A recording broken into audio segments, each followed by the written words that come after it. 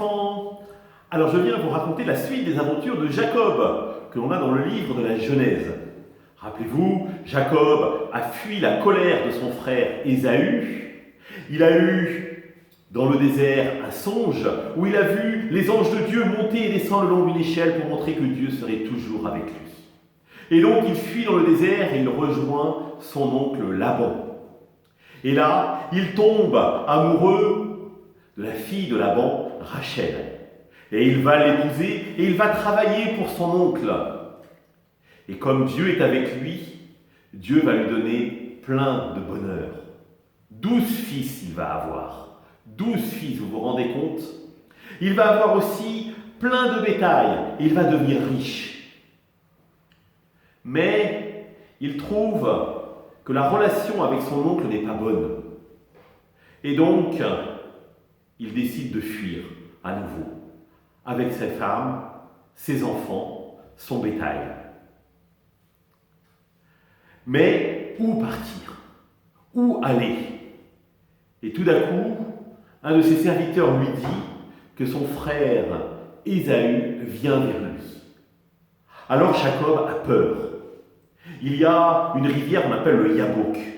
Et donc il fait passer sa famille, son troupeau, au-delà de la rivière. Et lui, parce qu'il a peur, il reste peureusement sur l'autre rive. Et il s'endort. Et là, à nouveau, il a un songe. Pendant toute la nuit, il lutte avec l'ange du Seigneur. Un véritable combat, et jamais il ne veut lâcher prise. Et au moment où le jour se lève, le combat dure toujours, et Jacob dit à l'ange du Seigneur, « Bénis-moi ». Et l'ange du Seigneur lui dit, « Désormais tu t'appelleras Israël, car tu as été fort contre Dieu. » Et juste avant de partir, l'ange du Seigneur lui touche la hanche, et il est touché au nerf sciatique.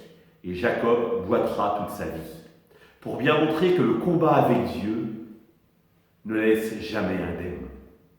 En revanche, la bonne nouvelle pour lui, c'est que maintenant, il est prêt à assumer sa vie, à faire face à tous ceux qu'il a fui.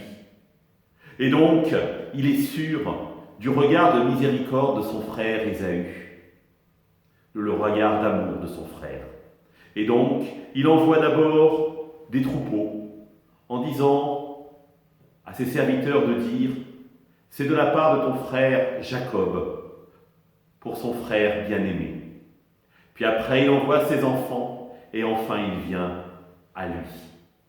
Ésaü descend de son cheval et va embrasser son frère. Moment de réconciliation extraordinaire finalement, où tous deux se réconcilient les uns avec les autres. Et alors Jacob va pouvoir vivre heureux, entouré de ses nombreux enfants, de ses petits-enfants. Demain, je vous raconterai l'histoire d'un de ses fils, qui s'appelle Joseph, à qui il va arriver des aventures extraordinaires. À demain les enfants, bonne nuit.